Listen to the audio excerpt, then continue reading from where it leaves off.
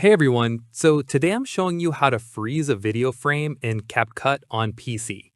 If you want to pause your video on a specific frame to create a freeze effect, this is super easy. Let's get started. All right, first thing, open CapCut on your PC and load your project. You'll see your video clips on the timeline at the bottom. Now, find the exact frame where you want to freeze the video. You can scrub through the timeline by dragging the playhead until you find the perfect moment. Okay, once you've found the frame you want to freeze, click on that video clip on the timeline. You'll see a white border appear around it showing it's selected. Here's the thing. Look at the toolbar above the timeline on the left side. You'll see several editing tools like split, speed, and more.